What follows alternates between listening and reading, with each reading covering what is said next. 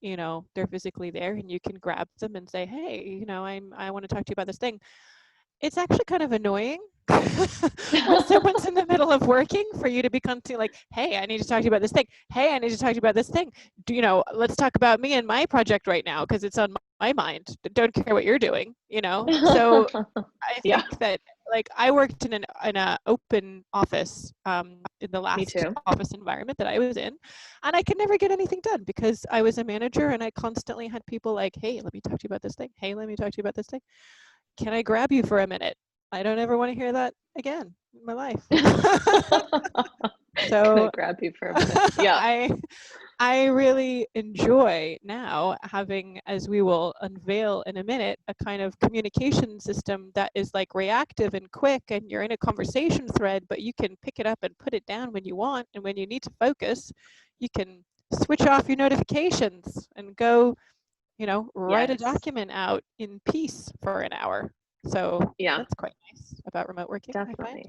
And I think it really drives efficiency, in my opinion, my humble opinion. Obviously, Yeah. it depends so much on what you're doing, what your job is, what your role is, what your company's doing. There's a lot of, Hmm. you know, factors and variables, but I'm just generalizing here. Yeah. Well, I mean, I think if you can choose when you get to be interrupted, right? That makes a big difference also just in terms of, I would say, even How sweet stress is that? levels in teams. Yeah. How sweet is it to be like, now is my interruptible time? I'm Now is available now, not my right? interruptible time. Yeah. Yeah.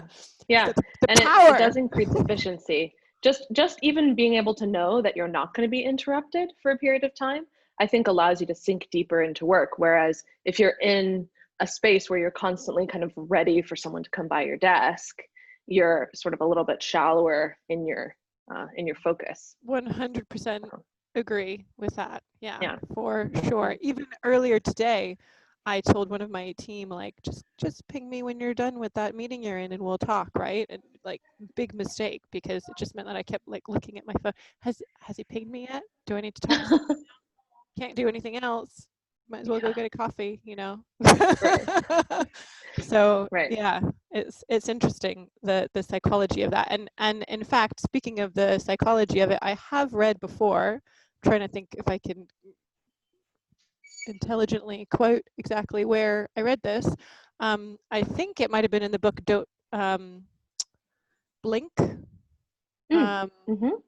and that was that it takes you like 15 minutes to get into something, right? Mm. And Yeah. to we talked about like getting deep into something, and if you have a task which is going to take you like, say, I don't know, half an hour, and you get interrupted and you have to get back into it, then that's, you know, 15 minutes of your getting back into there gone. So now it's taking you an hour and 15. If you add 15 minutes every time you're interrupted to the time it takes to do a task, you start to realize that you're really losing out on efficiency there. Yeah, definitely. So just for the audience that's with us today, we're going to format this a little bit differently than normal, just because we're going to go through some different categories of tools and why, you know, we think it's important to think about technology in these categories. And then we'll give you some kind of examples of what we use, but then we'd love to hear about what you use, or if you have questions about tools that you're considering, right? Because we know, I think we've talked to so many organizations just in the past, you know, month or so, who are kind of in that stage of adding more technology to their, what we call a technology stack, or who are changing their technology, right? They've worked with the same thing for a really long time and now they're ready to sort of shift into something else. So we're very much aware that this is an active conversation right now in the industry. So in terms of communication, what do we use? Our Slack. favorite, Slack. So we use Slack. And with our team, I think we're still on the free plan, aren't we? Well, so this interesting thing about Slack, we started on a paid plan, and actually they were so smart in the beginning because they gave me, I think it was 15,000 messages for free was the Hmm. original deal, right? And I was like, 15,000 messages, it'll take me ages to do that. And it was something like 6 weeks before we got there. And then by the time we got to 15,000 messages, I was like, you know, when they blocked me, I was like, I have to have Slack back immediately. Like I Yeah. cannot live without Slack for 2 seconds. Gimme. And I mean, it was something like $50 a month. So it was kind of, you know, manageable amount at that time for the size of the team at the time. I forget exactly how many of us there were then, but and then somehow I guess they changed their plan structure, and at some point we moved on to the free plan. So I'm okay with that. Yeah. So Works for me. we don't pay for this program that we use probably 40 times a day, right? Something like that, along the order of that. So I'm just going to share my screen quickly so we can just show you what we're talking about exactly. What is this software? Yeah, and I think a good kickoff thing that we talked about earlier is, you know, why would you want to use Slack? So I'll tell you why. Imagine a world, picture this, where you have no internal emails to deal with ever again. Isn't that an amazing thing to consider? I mean, it blew my mind when we first did it, because I had like 50 internal emails buzzing around every day. And of course, you also want really to be responsive to external emails as well. And with the internal ones, you want to kind of know the whole picture. And so you have to then like pick apart this thread where you're like, what is going on? I've just had to read, you know, a Bible to get to the meat of the matter. Yeah. And then a new thread is started every time a new topic gets started, but on the same project. So then you have to go back to old threads to find information. I'm so happy. Sometimes I haven't had to which go get back archived or deleted. Oh, if you pull your mic away. Yeah. Okay, so let me go ahead and share. Maybe a little bit more. So this is Slack. Can everyone see that? Great. So awesome. So this is what Slack looks like. You can see we have a lot of channels. That's because we've built this up over time. And so it's great because essentially what it allows you to do is to have every potential conversation you want to be having at this moment in time in your organization in your sidebar, right? So we have general chat. We have kind of department specific. So we have marketing things, development things for our purposes, right? And then we also have topic specific, so project specific, like virtual courier. So for those, that's really easy because you can give multiple people access to these channels. And then we also have one-on-one chats with each of our colleagues. And you can even have, you can see here, for example, this is Annika and Dan, our head of product, and I together in a 3-person discussion. So it's very modular. It's very easy to use, I would say. And one of the best things, right, is having this history of information where you're having just one conversation and not 10 email threads, and potentially having to pull in people who didn't see the old information. Whereas if you have a conversation going in one of your channels, if they join the channel, they get to see everything, right? So it's just very easy to communicate with the team, or for an entire organization. If you think about really large organization with multiple locations as well, which is what we have because we're remote. If you think about, you know, if you have multiple offices in different places and you're collaborating on projects, then you can have spaces for collaboration, and you can also have spaces where it's just one team in one location or just another team in another location that's able to communicate with each other. So it's less noise, I think. Absolutely. Yeah, it's really great. And you know, you can post videos, like you can see here. This is a video that our colleague found about OKRs as explained from Google and how they use it, because that's something that we're currently introducing in our company. And you know, you can give people thumbs up, as you can see there. You can have little reactions, and it's really great. There's a search bar. Yeah, and you can, what was that thing we were talking about yesterday? And you can dip in and dip out when you want to, and you are you see here excuse me, that you can mention people, and then they will see you'll see a little number next to the channel, which will show you that how many times you've been mentioned in a particular channel. So, you know, if you've been mentioned a bunch of times in a channel, you probably need to go check that channel out first when you're delving into Slack. So yeah, it's it's great really on the move too, useful. because I think especially in the art world, a lot of teams, the entire team rarely stays in the office, no matter which sector you're in, right? Whether you're a shipper or your museum or your gallery or your conservator or conservation studio, you are never going to always be in the office. You have people going out on trips, you have people going out on to see clients, right? And so you actually can have this on your phone and it works like WhatsApp, right? There's an app for it and you get notifications so that when you actually need something important to come through, if you're out of the office, if you're not actually, you know, available in person, then it can, and it doesn't get lost in that, you know, email stream that comes into your email application. Exactly. Yeah, it's great on the move. And I don't know about you guys, but when the weather's nice, I've been trying to do as much work from my garden as possible so that I can enjoy it while I'm working. And so I love working on my phone and iPad outside in the garden. And Slack is one of the easiest go-to things that I can do out there because the mobile apps are so good. Yeah. Oh, and so Natasha from the Art Institute of Chicago says that they've been using Slack internally and are now using it to manage virtual courier trips via private channels. That's pretty Interesting. Cool. Nice. Stephanie says Princeton University Library uses it as well.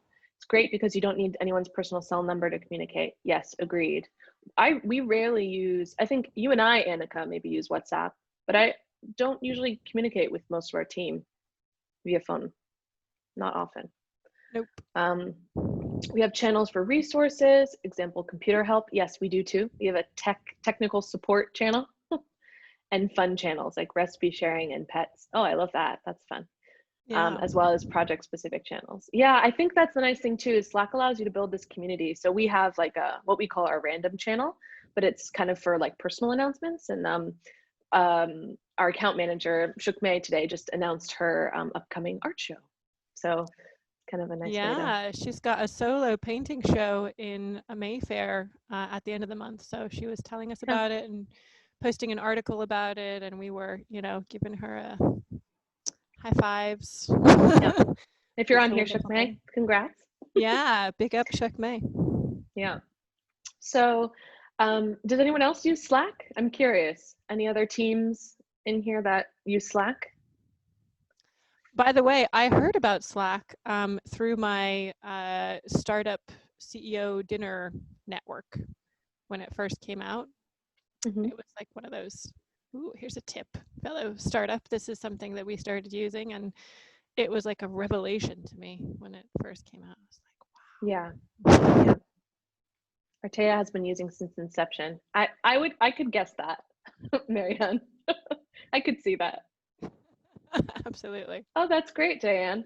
I'm glad. I say definitely give it a try, even because, you know, like we said, we're still on a free plan and we use it so much. So it has a lot of capability in terms of, I don't know how many users we even have on there. It's like 15 or something. I don't think you're limited. I don't know if you're limited by users now, but I think the main limitation is accessing archives of messages that are like more than 10,000 messages deep or something. And also storage. So you can't access old files that are uploaded, but we don't use it as a storage, you know, repository. Like when we ping documents, it's normally links to our Google Drive, which is maybe a nice segment for Google. I don't know if we want to talk about that next. Security of data and discretion. That's a great point. So I love Slack for that reason. And I actually, you know, I've gone through hiring processes on Slack. So I'll use this as an example. So I was like a couple years ago, was going through a hiring process with a company. And the way that they communicated with me rather than via email was they brought me into a Slack channel that only had me and the hiring manager. And that's how they communicated and gave me all the information. The nice part about that is that once, I didn't actually end up going through, but once they sort of have finished that process, they could then boot me, right, from the Slack. So it's nice because essentially if you are sending emails to people, those emails, you don't know where they go after that, right? You don't know if someone then downloads them all into their personal email to save, or you don't know if they forward them in other places or things like that. Slack is a closed system. So those messages that happen there, once someone leaves your organization, then they leave the messages, right? They can't take them with them. And I think that's actually an excellent point about closed systems generally, and also email generally. And we talk about this at Articheck because it's also true for Articheck, but for any kind of closed cloud platform, a lot of people have security concerns about the cloud, but what they sometimes forget is that email is, of course, a cloud thing, but also hacking into emails is the easiest way to hack, or to have a data breach, a cybersecurity data breach. And so, anything that you have in email is the most vulnerable in terms of security. Yeah. And it's actually, I would say, quite hard to get into Slack in the sense that you have a Slack team URL, which is specifically for your organization, and then you have to log into that unique URL.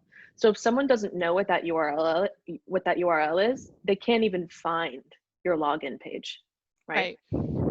So in that sense, it's like Gmail. it's very discreet. The other thing too about the channels is that you can choose which employees are in which channels. So not everyone has access to all the information that's happening in the organization. You kind of have these private conversations as well.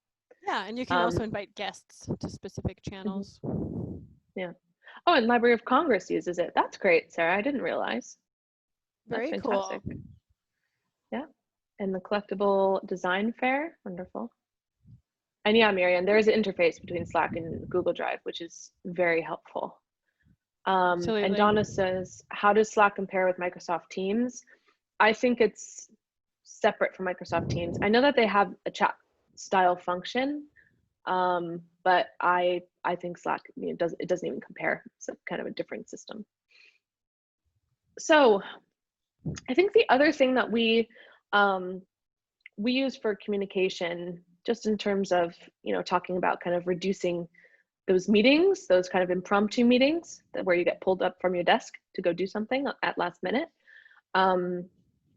I think one of the big things that makes a difference to me is being able to collaboratively work on documents, right? Which is Google Drive.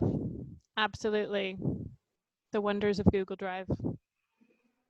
Yes. Say what you want about Google, and yes, I concur. Google is a little bit maybe scary as a company. The singularity. I've been trying not to use the search engine so much, but my brother has been talking to me recently about excuse me, recent changes to US legislation and the kind of issues going on with that. But I will say, and actually I've been using Ecosia, which plants trees when you search for every 50 searches that you do. So I recommend that one, even though it is a pain compared with Chrome because it doesn't autofill all of your stuff whenever you're trying to go places and autofill forms and things. However, I do like the idea of planting trees as you search. So anyway, we do use Google Drive, and it is a wonderful, valuable tool in terms of us both being able to kind of look at the same thing in real time at the same moment, see each other's changes. It's wonderful for collaboration. Yeah, definitely. I really like the ability in the documents to have comments and actually assign, not only make a comment where you can tag someone, but actually assign a task to someone. So for example, you need someone to sign something digitally, you can actually assign that task to them in the document itself. Or you need someone to adjust something, then you can assign that to them. So it makes it easy because I feel like in past, when I think about working on these types of documents before Google Drive, and in fact I've used Google Drive pretty much my entire career, to be completely clear, but is that the situation would often be that you would just need to work on it in person, because you couldn't have that type of collaboration, right, in like a Word document. Right. Exactly. Yeah. And I love that you can work two ways, really. It's the main way that I work. Either I want to kind of have the headspace to review something myself, and not have anybody kind of, with me, so to speak, virtually or in any other way. And I review it in depth, and I comment on it, and I assign people to the comments to say, have you thought about this? Can you do that? Can you please, blah, blah, blah. And then, but equally, if we're trying to, draft an email campaign or whatever it might be, something that we want to do together, I can be on the phone on WhatsApp with Mackenzie, who's based in Rome, and we can both be, she can be sharing her screen, and or we can be in a Google Meet like this or Zoom. She can be sharing her screen. We can be discussing, the content and working on it together. And I can see her changes as she shares her screen, or even if she's not sharing her screen and I'm just on Google Docs on my iPad in my garden, I can still see, what she's doing and the changes. And I can also make changes at the same time, and she can see my changes. And so that's all kind of amazing.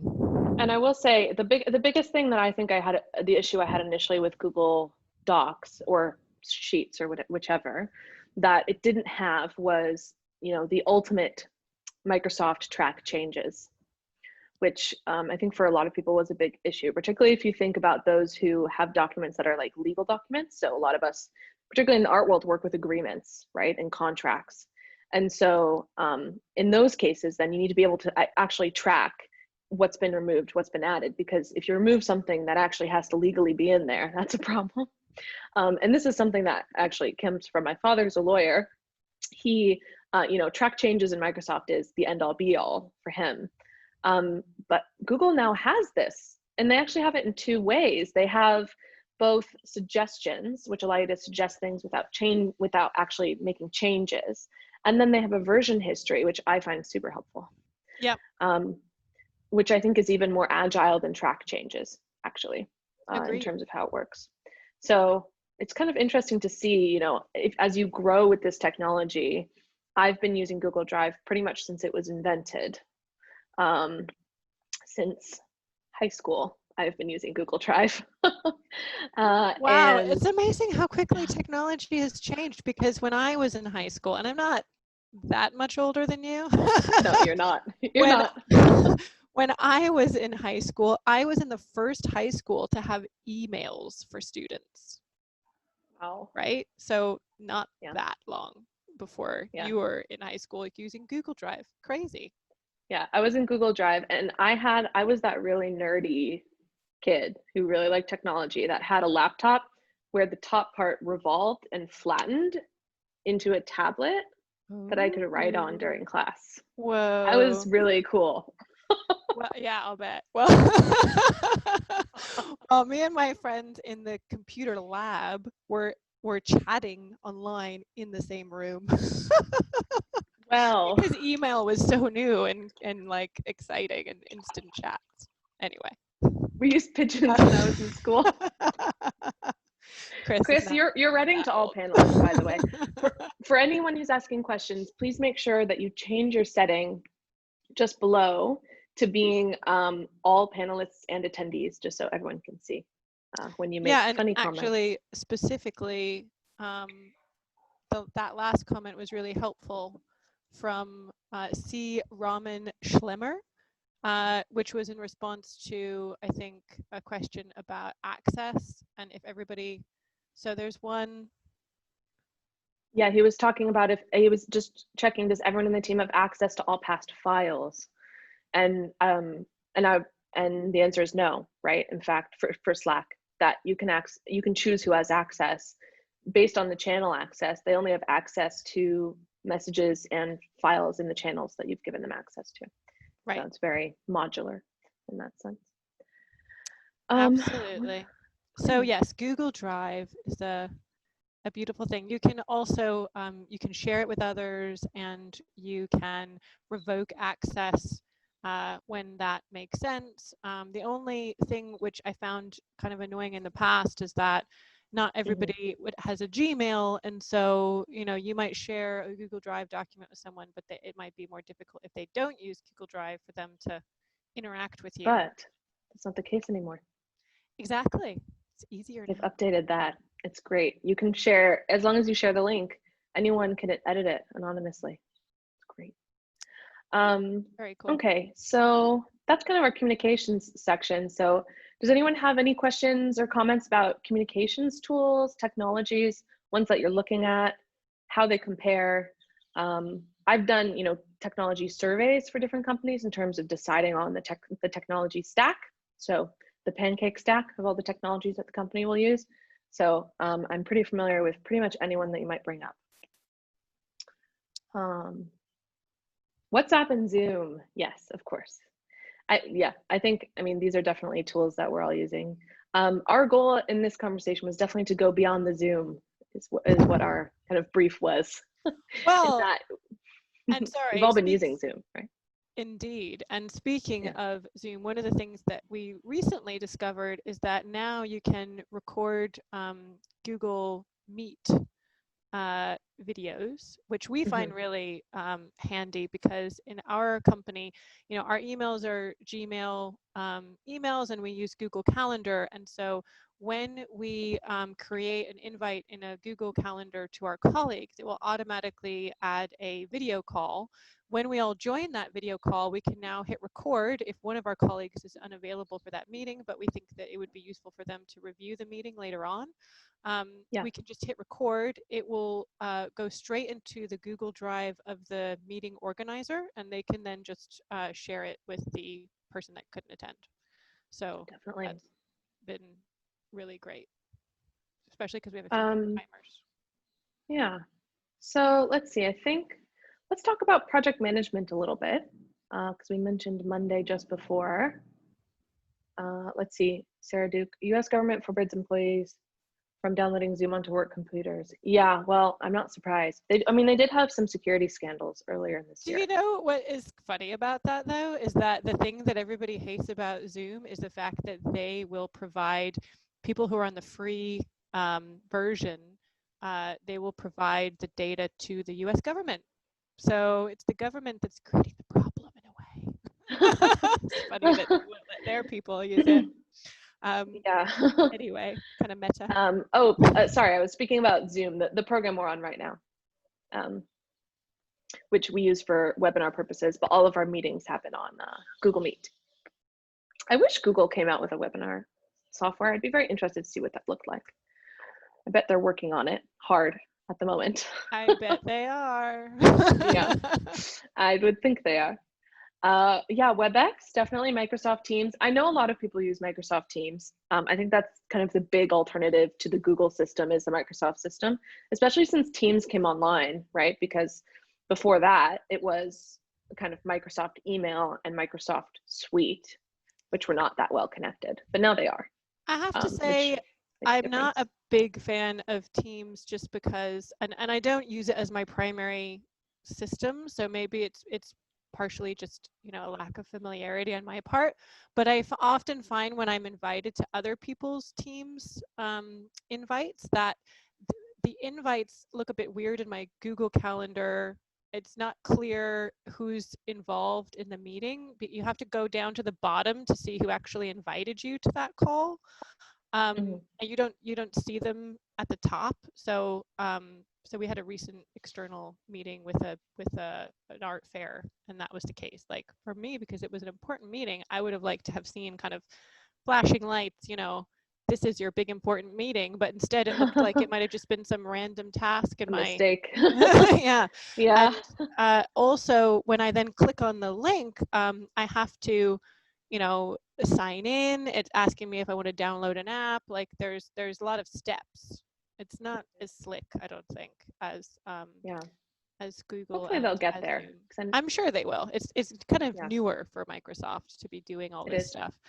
WebEx we used to use, and we found it a little bit clunky, which is why we switched. Yeah. So talking about project management, like Annika mentioned, Monday is newer to our system.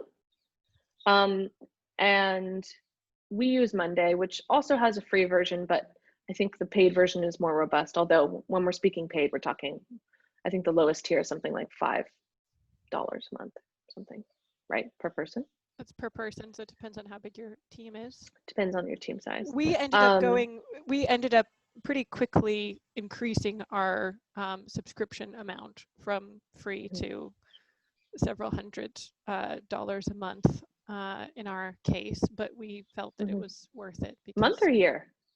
Month. Oh, yeah. They're good. They're one of sneaky. those good ones that are sneaky and make you think that it's just a few dollars a month, but then it ends up being more. So look out for that. However, I would say in the case of Monday that it's worth it. Yeah. Yeah. So I think Monday is definitely worth it. And we'll take a look just now at what that looks like. If you want a free alternative, then Trello is the place to start. 100%. Also because, yeah. And if you need to be free forever, Trello is the place to be because it's easy to stay free forever there. So let's take a look at what Monday looks like. I personally really prefer Monday to Trello. Sure. It's my preference. I think visually it's a lot nicer and it has a lot more bells and whistles in my view. Yeah. So, well, yeah, I agree. So Monday is my favorite place to be, just so that our audience is clear. I use Monday a lot, and I'll tell you why. Monday gal. So I use Monday a lot. And so for anyone who's working with a commercial institution or who's working with donors or partnerships in museums will know how difficult it is to keep track of, 50 conversations going at once, right? So, and new conversations coming in and old conversations changing and conversations changing hands in terms of who owns that conversation in your organization. So I actually use Monday to organize our sales team. All of our project management for our sales team is here in Monday. And it's great because you actually can add automations, which we did say we were going to touch on a little bit, which we will do here. And these automations have, I don't need to do code. I don't need to know anything like that. All I do is I go up here in the corner to this little robot dude, and I can choose to make essentially if-then statements. So every time this happens, then this happens. So when a date arrives, notify someone, right? Now, in its basic sense, and you can see here, there's a whole bunch of categories of these. There's like 100 different automations you can create, or more actually. And for all of these, they're really helpful for us because, for example, every time that we have a new potential client come in, we need to be able to have them be claimed by a team member so that they get, contacted by us. And in that case, every time that someone is added into our system here on Monday, all it is just like a line, very much like a very, pretty fancy spreadsheet. Then everyone in that particular team gets notification in order to go ahead and claim that organization. And then you can even do more complicated things, like, for example, when every time, if let's say we have something that's been outstanding for a period of time, so you have a task and it hasn't been touched for more than 2 weeks, which means no updates have been made, let's say, in this task line, then you can get a notification about that, right? And when something gets added to an area, someone can get a notification about that. So we use it to very much automate things. You can also set deadlines and do all sorts of interesting bells and whistles. And what it does is it keeps us from having to constantly, do too much communication. So there is sort of a level of communication that you want to be at, which is probably more than you think, but less than talking about every single thing manually. So what automation allows you to do is kind of do those manual touch points where you would say, hey, to your team, we have this person has just come in who would like to have a conversation with them. Instead of having to do that, Monday does that for you. Well, I would also add that the reason that we got started on the road of finding Monday was that I felt as a manager that I really needed to have an overview of my team the tasks they were working on, the status of those tasks, the deadlines, and if those deadlines have passed or not, and if they have, you know, why that is, and when they're going to kind of get onto it, and both for in terms of a sense of responsibility for people, but also in terms of me having a really great overview and being able to dig down into the details. So because I started to feel like I have to remember to chase people about stuff I've asked them to do, and I don't want to be in that position as a manager. So Yeah, that agreed. was the reason that we went down the road of finding what we ended up with was Monday. But we also realized that, you know, it had a lot of other great uses too. Definitely. So I think the other thing here in terms of Mondays, this is an example that I've pulled up that is Emma, our latest addition. She's our communications manager. And this is her personal task board. So this is where she puts everything she's working on. So you can do this on a project basis, a personal basis. You can keep records of things. So we also keep records of things like URLs, and I'm trying to think of good examples. You know, you can keep Holidays that records, we've booked. holidays. You can keep records of, you know, upcoming exhibitions in here and the progress in terms of completing tasks for them. So you can see here, every task also has subtasks that you can put in. You can assign these to people. So I can go in here and say, this is for Emma. And then you also can say, you know, what your status is. And the nice part too is that once you've completed something, so this says done, then you can see over here on the side under due, it's been crossed out. It means that before it was crossed out, so over here, Emma's going to get a notification when that deadline comes so that she knows it has to be completed. If it's already been completed, she doesn't get the notification, right? So it's kind of very straightforward in terms of being kept accountable for the work that you're doing. And also has projects. So you can see here these start and end dates. We have them there for a reason, which is for this timeline, which actually allows us to see projects that are being worked on concurrently in different weeks. So it very much helps to kind of understand workload for different overarching projects, different teams, and then different individuals. The other part, which is great about Monday too, is the analytics. So you can actually make charts of these different boards. So for example, for this, it says the tasks that I've been working on or done, and then which project those tasks are for. Exactly. We used to have to spend a lot of time preparing reports for our board packs about different kinds of performances and actions that our team has done. And now we can set it up so that it's automatically tracked into a beautiful graph, which is great. Yeah. So let's see. Marianne asks, what is the interface of Monday with HubSpot? That's a great question. HubSpot marketing, as in which aspect would you want HubSpot to interface with Monday? I'm happy to answer that because I've actually used HubSpot marketing as well. Do you want, okay. I'm pretty sure there are ways that you can push the data because Monday does have an API. So that's great. HubSpot also has an API that's quite flexible. However, I have found, depending on how much you need to do with HubSpot's API, it can be a little buggy. So something to be aware of. But Marianne, I'm happy to chat to you about that a little bit more if you want some more information, a little bit more depth, because that may be too deep, I think, maybe for this conversation. But in generally speaking, you can use these types of boards. We kind of use them separately, as in we do our task management with Monday, and then we have our CRM system, which is which is Entreport, and we just link in the Entreport record into the Monday line, and then that way, when you click on it, it brings you directly to Monday, brings you directly to Entreport, which you could do the same thing with HubSpot. It's maybe also worth mentioning here very quickly about Zapier, just as a general connector to a lot of different systems that are available.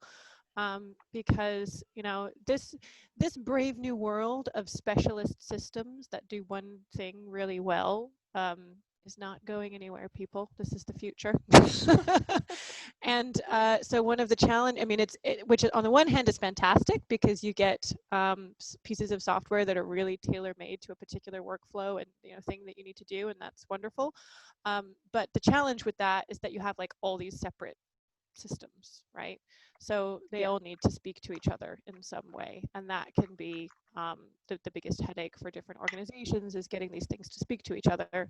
Zapier is a great tool because it allows you, similarly to the automations that you saw in Monday, it allows you, if it's supporting a particular platform like Monday, like HubSpot, like a lot of these other kinds of SaaS products, you can connect them and you can build a similar kind of automation, which is like, if I get a new follower in Twitter, then that email goes to my CRM, for example.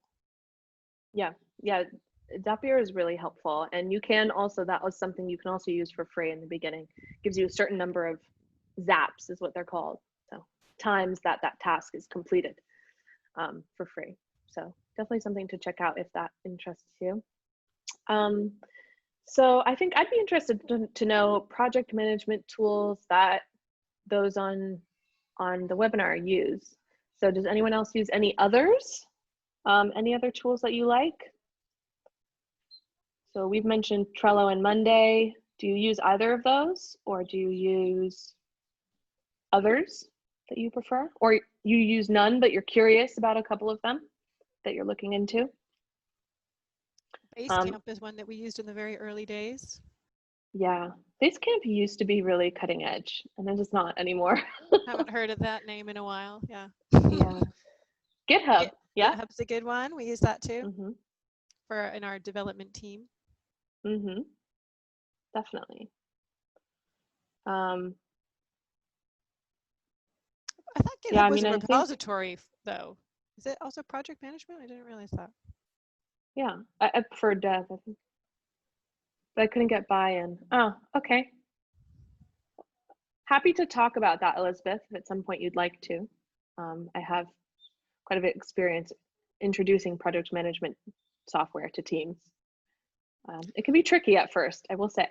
Yeah, I also can attest to the fact that it's difficult sometimes, and actually that brings us to a really good point, which is that in the art world, change is often slow in the making, right? We've all experienced that, I think, here. It's safe to say, saying through gritted teeth and a smile.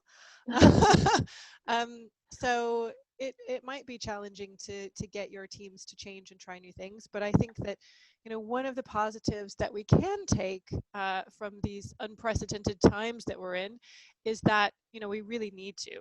Like, we really need to become more efficient as teams. We really need to work remotely sometimes, and we really need the tools with which to make that a success. So I think that while it's challenging, I think that now is a great time to get buy-in and to introduce new systems. And I think that actually, one of the webinars that we did previously that you might want to check out if you haven't seen it is one about learning within teams, and the fact that different people learn in different ways. What was the name of that one, Mackenzie? Overcoming technophobia. Yes, overcoming technophobia. Yes. For any that is a good one. Are used to doing things a certain way that they've been doing for the last 20 years. Thank you very much, and works just fine. You might want to give that one a watch, because different people, have different ways of processing, new things and new information. Change is scary for some and exciting for others. It can really depend on the makeup of the person and what they're comfortable with. And so, yeah, utilize Mackenzie's know-how. She's introduced a lot of change here since she's arrived in April to this team successfully, I'd say. I appreciate that. Thank you. I think Smartsheet, I've used something similar to Smartsheet, which is called Airtable. I think that both of those get quite expensive very quickly, I will say, even more than Monday.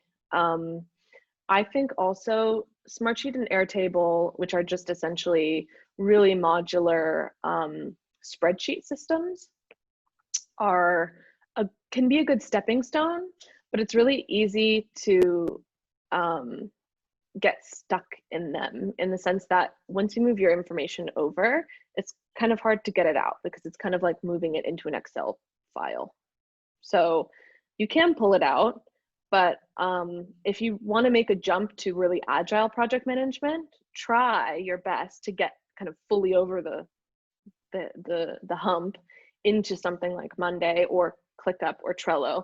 That's just a completely different system from an Excel sheet, because it will change how you work, definitely. I have a bone to pick with Airtable as well, because they had an article in which they claimed that, I won't say who, but that a major museum was using Airtable for a condition reporting survey project, which was untrue. They were using Articheck for that. Thank you very much, Airtable.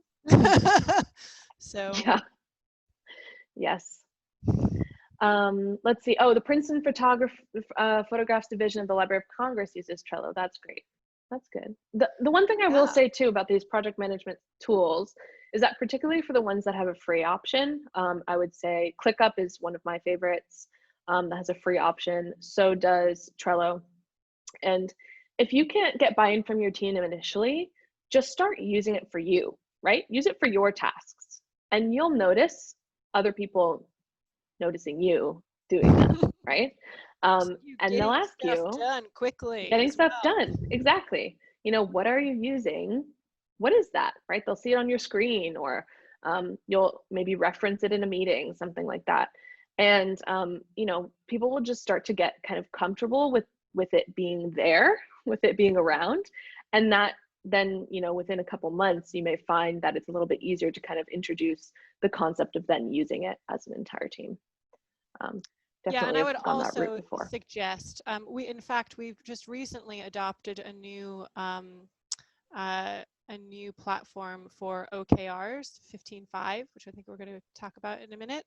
And the way that Mackenzie sold me on that one was that we had a look at it, and she suggested that we just get, you know, one user account so that she could start using it with her team. We could trial that for a month or two. We could see the results. We could report on the results to the board. We could feel the benefits a bit from a much smaller, you know, $15 a month software commitment, or, you know, commitment for a month or two, and then we could decide if it was worth, you know, going ahead and getting user accounts for the whole team, which we decided that it was. So, you know, that's another way to approach it, is to just get like one, you know, the smallest paid, if the free one won't work, thing for a while, feel the benefits, and then try and upgrade to the other tiers that are more appropriate for you ultimately. Definitely. So I can talk about 15.5 quickly, but we're almost at the end of time here, and then we can do our poll. So 15.5 is a very interesting system that is built for remote teams. Initially was built for remote teams, but is now actually, let me just make sure I'm sharing the right page, yes. Is built for remote teams, but originally, but now is kind of used across the board. And I particularly like it for any teams, because the way that traditionally we look at team management is we look at it on a quarterly and an annual basis, right? So you have kind of those quarterly goals for each of your employees, or maybe for each of your teams. You have annual goals, whether that goal is a project or it's an actual measurement, right? In terms of number of clients, or number of objects, or number of, you know, dollars, whatever it is, however you measure success. We typically in past have done it quarterly, so every 3 months or every 12 months. From my perspective as a data lover, that's not enough, right? Not often enough.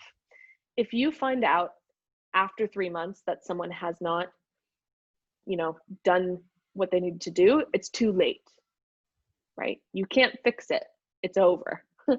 Whereas if you're using systems that give you updates every week, you can fix it. You can figure out solutions as you go in order to make sure that you reach your goal, rather than you get to the end, you don't reach your goal, and you're like, oops, what happened, right? So that's what 15.5 is about. It's the idea that every single week, every single one of your team members fills out a little short questionnaire. You can put whatever questions you want in there. The main part of the questionnaire is actually being able to, let me show you these, fill out these objectives. So this is something that Shukmay has been working on, our account manager. We're putting together a big question bank of all the questions that clients ask so we can answer them more efficiently in future. And this particular objective has a couple different, you can see we've been working on it in Monday, has a couple different results. And you actually count these in different ways. So this was out of 100%. This one, we wanted to get 30 questions in there. So we have 2 of 30 in there so far. This needs to be due, this is due at the end of the month, so September 30th. And you can also show status with it, which is just a traffic light system. Now, the great part of this is that once you have this, you then actually have this information on every single person and every single team across the entire organization. And this also does reporting for you, so you can see how successful different teams are being. So it really allows you, on a week-by-week basis to understand where your organization is, where there might be problems, so you can see trends, right? So this team is really not doing well as a whole. Why is that? Or this particular person is struggling. Why is that?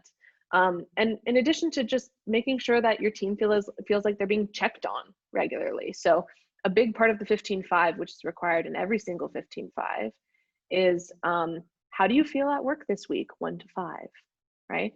So the idea is that you can kind of keep your finger on the pulse of the organization, both in terms of your goals and also how your team is feeling. Because I think for particularly we've seen during this pandemic, if you're feeling stressed and anxious, it's kind of hard to get things done.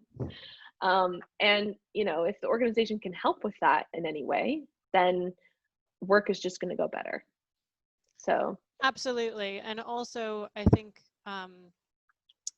again, because of this global situation that we're in, it is difficult. It has been stressful. There's no getting around the fact that mental health has become something that people are growingly just keeping in mind all the time, like trying to nurture and cultivate and make sure, I know at least for me in my own daily routine, I'm trying to do at least 10 minutes of yoga every day. I'm trying to, take enough breaks and, not let myself be too kind of hunched over my computer or, stressed. And like I try, and if I have had a stressful period to, then do a nice activity, that I've been wanting to do. And I'm just trying to be a lot more mindful, because I'm just aware of the fact that there's just all this stress in the world, and some of it is going to filter down my way. And I'm sure that that's true for probably everyone in this call, let's be honest, right? So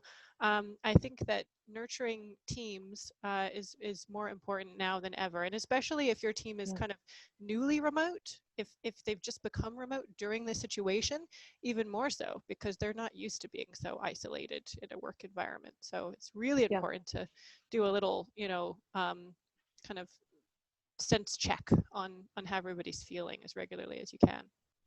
Agreed. So we've come to the end of our hour. Something that we'd like to do quickly is put up a poll, because I know people are probably having to go, which just is about future topics. So which of these future topics might you be interested in? Crowdfunding, online sales, how to adopt green climate control protocols, or condition reporting best practices. So as of up until now, we have not had a single ArtEvolve webinar related to Articheck, which we have done on purpose because we really want to make this about our community and not about us. But if it's something that is of interest, then we'd be happy to provide, as we do have some knowledge in that area. Right, in terms of the condition reporting best practices one. How to, the actual methods that you use to complete a report. Which is something that I provide for a lot of our enterprise level clients as part of their training sessions. So I can do a kind of freebie top tips version if that's of interest. Yeah, but definitely. We want to keep it light and not be too salesy. So you tell us. Yeah, agreed. It's been great to get back on, huh? Thank you everyone for coming.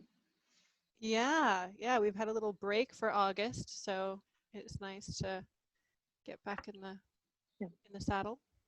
We have some really exciting topics coming up in the coming weeks. We're pretty much booked out through October almost at this point in terms of topics. So get ready. ArtEvolve is not going anywhere. Yeah. And in terms of crowdfunding, I also just want to say, I really feel like that is potentially a big helper for the museum industry. Something that I'm really interested in, thinking about Articheck, getting involved with developing a solution for. We're talking, I know the Art Fund we've spoken to, they do some crowdfunding stuff. We want to talk to them about maybe coming on to chat to you about it. That is, may be very helpful for museums that are having trouble now, we hope. Yeah. So it looks like the winner is condition reporting best practices, which is cool. There you go. We have to do that. This is what the people want. It is. Great. So thank you everyone for joining us today. I appreciate you hanging out with Annika and I talking about technology, one of our favorite topics. And if you have any questions about anything we've talked about today, or you want to know a little bit more how we use the software that we use for different things, send us an email. We're available at hello@articheck.com. That is now Emma who will be answering you from there. So we're available there, and she can get those emails on to us if you want to have a conversation about any of the things we've spoken about today. Absolutely. Thank you, everyone. All right, have a good Thursday evening or afternoon or morning, depending on where you're located, and we'll see you all next week. Thank you. Goodbye. Bye.